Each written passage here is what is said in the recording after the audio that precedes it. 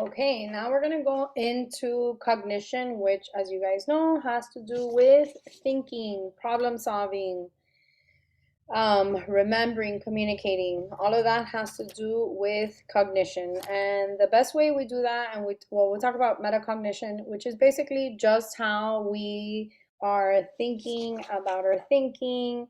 It's kind of acquiring, being critical, okay? And the way that we organize our thinking, right? And all this information as we're getting it. And one of them is it starts with concepts, right? So really we start with this concept, which is basically like this mental grouping of similar objects that would be, and not just not objects, but events, ideas, people, right? We create these concepts, which a lot are tied into our schemas as well, okay? And then how we do that is we talked about this hierarchy of information, and it's kind of like this umbrella in which then from there we kind of break it down, okay? And then we have prototypes, which is basically our mental image of the best example of either certain concepts, categories, and those concepts again are your objects, people, experiences, locations, right? And this all is influenced by your social background, your culture, your language, right? Have a lot to do with these prototypes, okay? And those prototypes can get us into um, kind of like a fixed mindset in which we think like, oh, this is how things can be, but it's also a good thing because it allows us to process information a lot faster, right? Our brain is meant to get as much information, but we do this by looking for patterns, right? And that's why it's a good idea as you're getting older and learning new things to kind of know like, hold on a second, I need my prototypes to grow, right? I need my schemas to also expand and learning different things. Okay, so let's go into our problem solving. And there's a couple barriers, right? Some problems that we have when it comes to um, problem solving. And one of them is a fixation, right? This functional fixedness in which we believe that this one thing, let's say like this water bottle, right? This water bottle is just a water bottle, right? If I'm in a functional fiction fixedness, because that's what this is meant for, right? Water. However, if I'm going to use different problem solving skills, I can use that for many different things, in which like a weapon is a good one, right? Or I can use it as a hammer, or who knows, right? Whatever I need it to be, I can make it work, right? That is being more of that divergent thinking that we've talked about, right? So there's also this whole mental set, right? That we are like whatever we believe or from our experiences, that's kind of like the way that we see it, like the schemas are tightly in there. And then we have confirmation bias, right? In which, again, it's where if we believe something, we're going to only look at things that validate or confirm our ideas and then ignore anything that goes against it. Okay, and then there's also this overconfidence in which we've talked about this in many different arenas, like in research, in which we believe, like, oh no, that we are correct. Now, how do we approach problem solving? Okay, and one of the things is trial and error, right? And this is where we try different solutions to get to one that actually works. Okay, so trial and error is a great way to really learn something. Um, so there's that. And then we have, I'm going to kind of skip this one because I'm going to go into algorithms. This is another way that we problem solve, in which algorithms is looking at using logical rules, procedures that guarantee a result, like the right result. And this is limited in what you could use this for, right? In problem solving. So yes, this is great for math, for recipes, for maybe like writing a paper, like that's important to have a specific procedure. However, algorithms are not great for other problems. Usually that have to do with other humans. It's not always the best way to kind of solve problems, right? Because humans are complicated. And then we have heuristics, right? This heuristics is basically this like short, quick way of solving the problem. Like, oh my gosh, I forgot I don't know, my water at my house, how am I going to solve this? Oh, really quick, I could just go and get a cup or whatever it is, right? Like these are just quick ways of solving problems. And then under heuristics, we have then more specific types of ways of we quickly solve problems.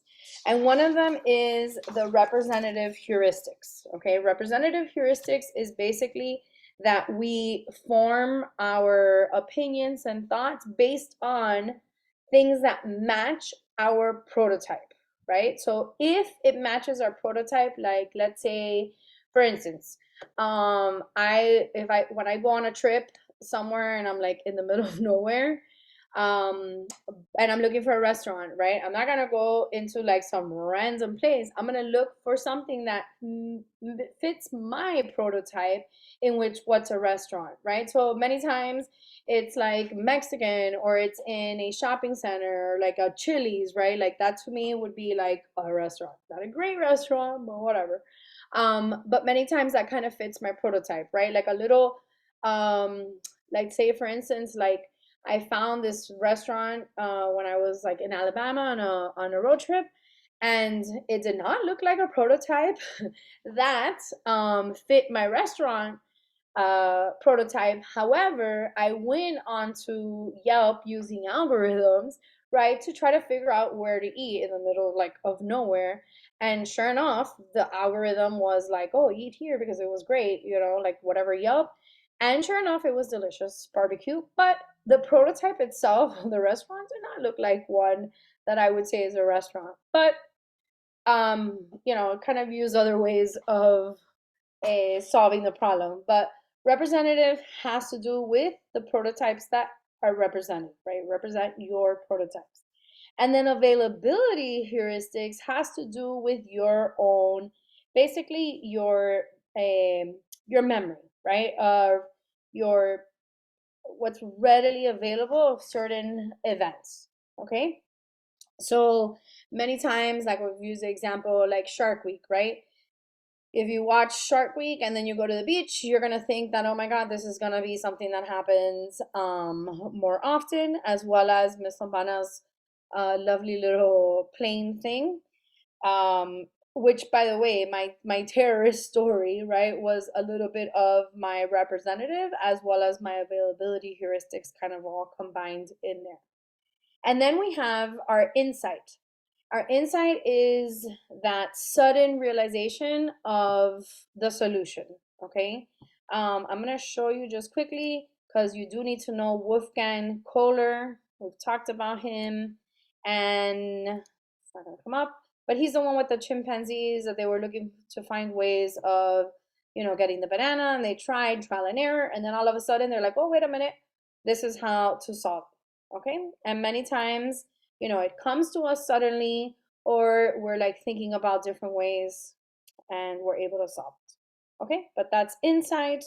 There is intuition. This whole section here kind of X'd it out because way too much information for intuition. But intuition is kind of like that gut feeling that you come to a conclusion. Many times they say it's not necessarily a gut feeling, but it has a lot to do with your experiences from the past that kind of your brain is working to find the solution to solve that problem. But to us, it kind of just is that gut feeling of like, no, this is the right thing to do. Let's talk about issues with problem solving. And there's different ways you could kind of make people think or to solve a certain solution a certain way. And a lot of it has to do with framing, like what words are being used. Um, so that's framing. We do talk about framing a little bit more when it comes to testing. when there or research that you can affect the results by using specific words, by framing it a certain way. Um, and then we have belief perseverance, in which that we're going to continue. Like if we believe like that's the right thing to do of problem solving, then we're going to stick to that, even though we have proof that it doesn't work. Okay. And then illusory correlation, I'm not going to use that here because it actually has to do a lot with research.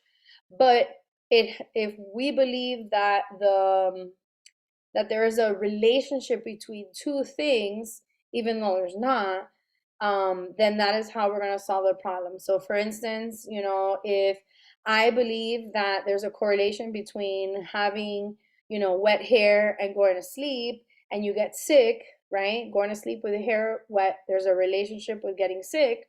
Then, if I'm trying to problem solve, I'm going to be like, no, the proper way of going to sleep is with your hair dry, right? In which, even though there's no correlation to that, but if I believe there is, then that is how I'm going to solve that problem. Okay. This also has to do with like good luck charms, like, oh yeah, I'm gonna do well because I have a good luck charm, when really the good luck charm has no correlation with you doing well or not. Sorry to burst that bubble. Okay. And then I'm going to go into self-serving bias, right? In which we are going to want to problem solve so that we look like a more positive light, right? In any situation. So that's that self-serving bias. We're going to try to problem solve so that we do not look bad. Okay. And then we're going to go into language. Language is also part of cognition. And this is the structure of language, is basically phonemes, which is the smallest sound unit in language, like a, b, right, is sound. And then when you put that together and give it some meaning, that's the morpheme, right? You're getting units of sound and you're putting them together to make meaning behind it, right? So if I say cat, cat would be a morpheme because it has meaning. But if I say k, right, that's just a phoneme. Grammar is basically the rules that we have to follow. And we have, oh, sorry, we have semantics and syntax. Semantics is a part of grammar that has to do with meaning. We're giving it meaning, so we're conveying our information. And then we have syntax, which is basically the structure, like the order of the words.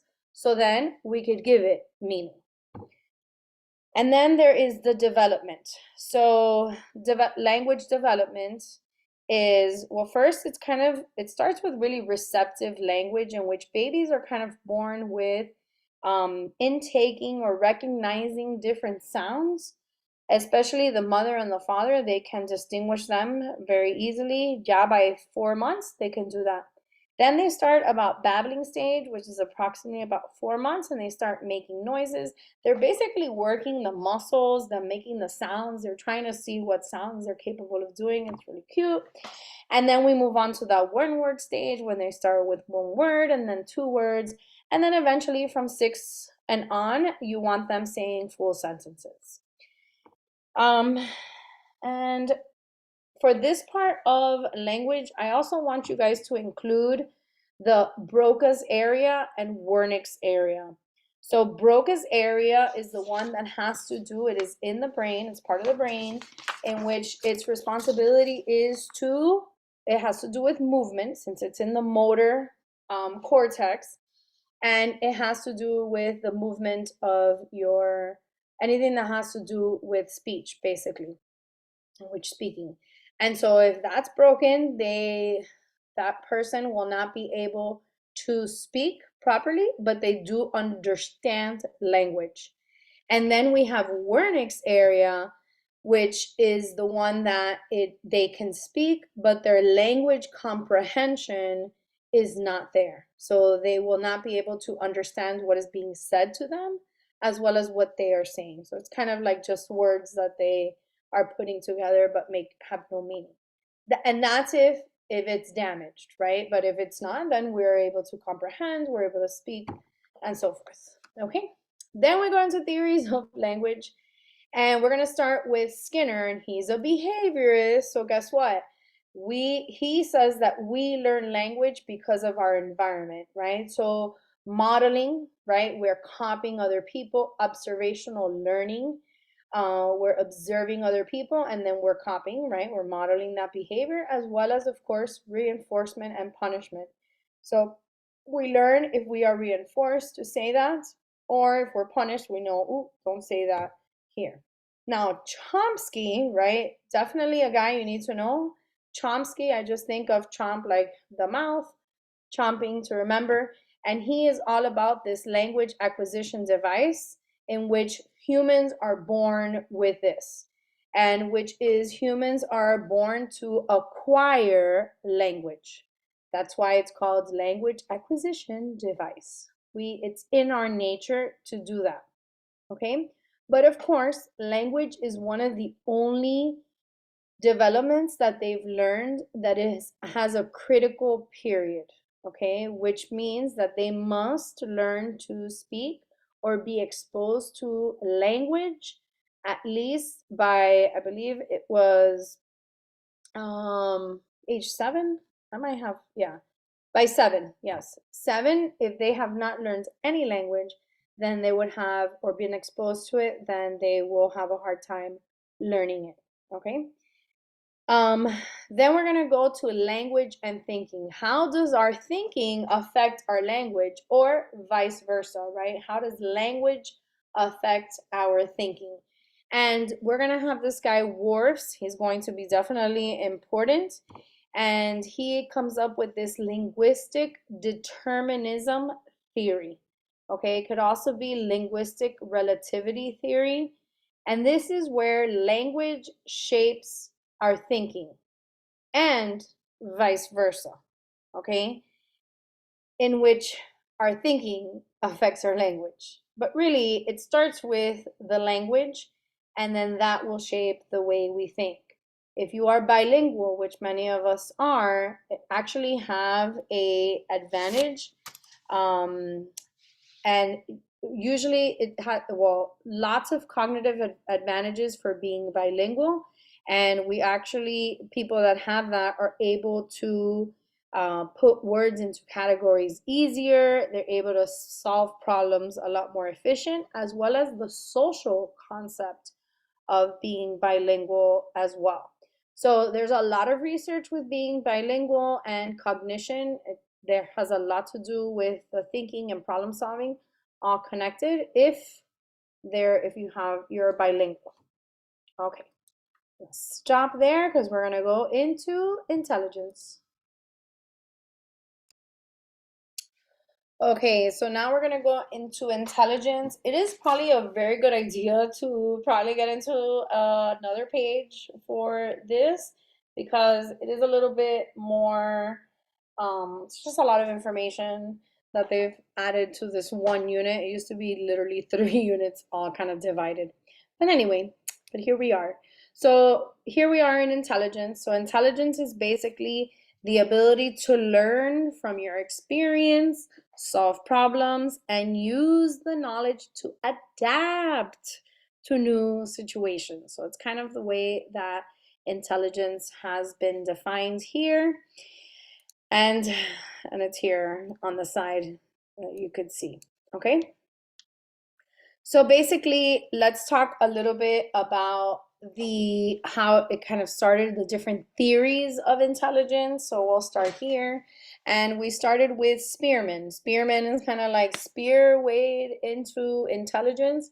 And he says that everyone has this general intelligence, in which let me see, it's basically like this one measurement of intelligence. Okay, and then basically if we have, like, we kind of, the way that we would score, if we score in our general intelligence a certain number, then everything else kind of follows. So if you have like high general intelligence, you tend to do well and process information a lot better.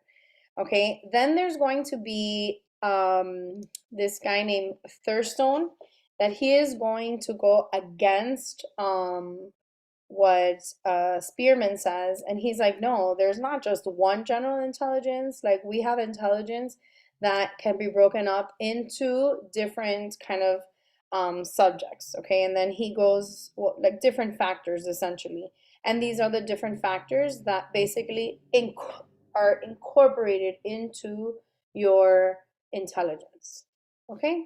Then we have the Gardner, that he is going to go into, there's multiple intelligence, and he says there's about 8 types of intelligence, and we've talked about this before. There's, you know, the linguistic, the musical, spatial, bodily, kinesthetic, all of that good stuff. Here it's a good for you to review the different types so that you are clear on what they are, okay? And then we have Robert Sternberg, that he says there's 3 types of intelligence. And I told you guys to remember him, Sternberg, as the pack, right? So the P is the practical intelligence, which is your basic information, knowledge. And then you have the analytical, okay? And then that one has to do more with like the problem solving, the analyzing, the logical. That's kind of where you get that that intelligence. You could test it through an IQ test. And then of course the creative, which is being able to solve, not solve, sorry. You're able to use like that divergent thinking, being able to create novel situations, solve new ones, create new ways of solving. So just that divergent thinking. So which you guys all do basically at the pack, right? So it's like knowledge that you learn, then analytical, the logic, problem solving, and then the creative, which is being um solving like novel idea, like solutions and stuff like that, which you guys know. Okay, and then we have emotional intelligence, in which this one is the ability to perceive, understand, and use emotions properly, right? So it's perceiving, understanding, managing, and then using those emotions to adapt. So something that we are sometimes having a difficult time with. Okay, so let's talk about creativity very quickly. And this one has to do with convergent versus divergent thinking. Convergent is like just one solution, that's it, there's no other way. And then divergent is looking for different types of solutions, okay? Also in here, I want you to include, and I will put that up here now. Okay, I added the fluid and crystallized intelligence, even though it has nothing to do with creative, just but it's just something that we have. As you guys know, fluid intelligence is, it processes, it's the speed of processing and problem solving. And this, as the younger you are, the better your fluid intelligence. As you get older, your fluid intelligence decreases, right? Your speed of processing information decreases. Crystallized intelligence is the accumulation of your intelligence. And then this grows as you get older, right? So the more information you know and learn, your crystallized intelligence is increasing. Okay, remember I taught it like the fluid is fast and moving like a river, and then crystallized, it accumulates the knowledge. Okay, let's talk really quickly about the brain and anatomy. This one is just, there is a link between the larger the brain is, because it has more of the cortex and more, obviously, than more neurons, then it usually there's a correlation with brain anatomy and intelligence. And then genetics, for sure. This heritability, well, sorry, intelligence is one of those that is heritability.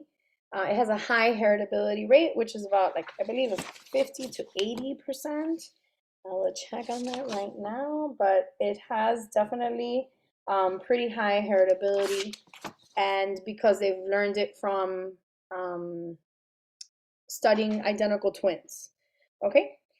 Then we have assessing intelligence. There's different types of tests that they use, and one of them is the Binet test, and which basically then they changed it and it became the Stanford Binet, which we do not really use that one. It's the way to get your IQ, which is your mental age divided by your chronological age times 100 gives your IQ. This only works, it was only working for children, not for adults.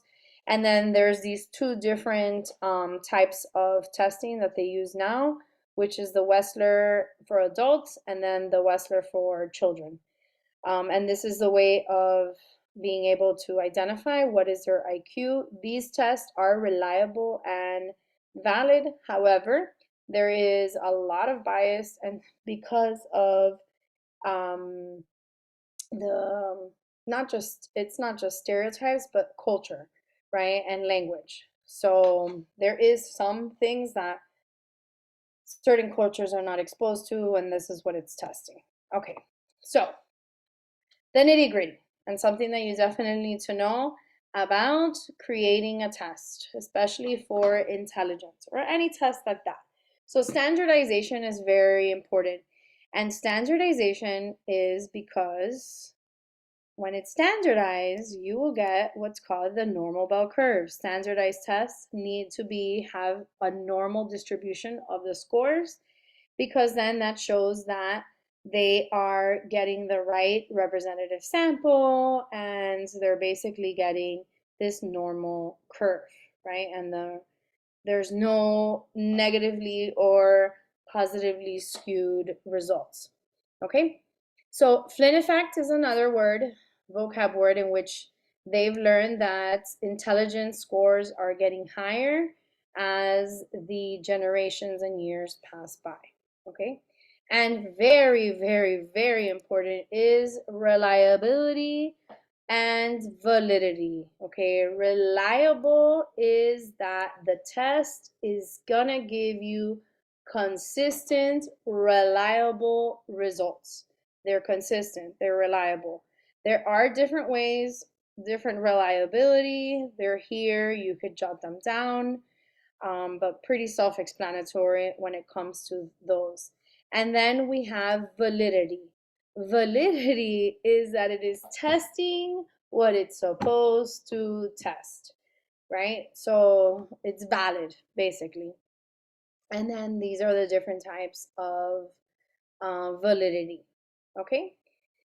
And then there's some more here that also explain it on this worksheet. So if you know you're gonna want to remember, because you just never know which one they're going to have. But if you at least know reliability and validity, very important to know, then yes, you will be able to, this is good 2 words to remember.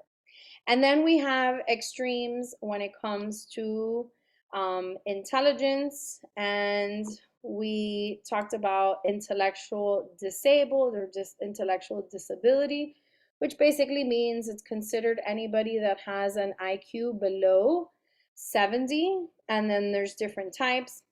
And then there's also what is Down syndrome, in which they're born with an extra chromosome, and essentially it does affect their physiological development as well as their cognitive development. And then we have gifted, that has to do with their IQ being over 130. I do want to go back just quickly to the normal bell curve so that you guys can see it. I'm going to push it this way. So you see, this is definitely something you do want to know, especially when it comes to the IQ. So, and I'll just go over this quickly. So, in a normal bell curve, the middle is the mean, which means the average score. And if it's a normal bell curve, you're going to get what is one standard deviation, right? So this is a negative one standard deviation because it's going down. And then this would be a positive one standard deviation. And it just basically means that in that one standard deviation, 68% of the population is going to score 15 between basically 85 to 115 their IQ score, which their standard deviation, like the difference, is going to be 15 points. Then when we go 2 standard deviations away from the mean, right? This is that -2, this is the +2. Now we're going into a larger range of people that will get that score. So for between 2 standard deviations, 95% of the people will get that score. Okay, so if I ask you, okay, my IQ is 110. I'm only 1 standard deviation be in um, 1 standard deviation away from the mean. So I am in the average, right? Because 68% will get that. So this is the average. This would be considered below average. 2 standard deviations is below the average. 2 standard deviations above the average. And then 3 standard deviations, as you see the percentage gets smaller. 3 standard deviations is where you get your intellectual disabilities, right? So here's your intellectual disability, starts here, and then the other extreme is 3 standard deviations. This is then considered gifted. Okay, and I hope that that helps a little bit with the normal bell curve, because we'll talk about it again when it comes to research. And that is it for cognition. Hope this helps.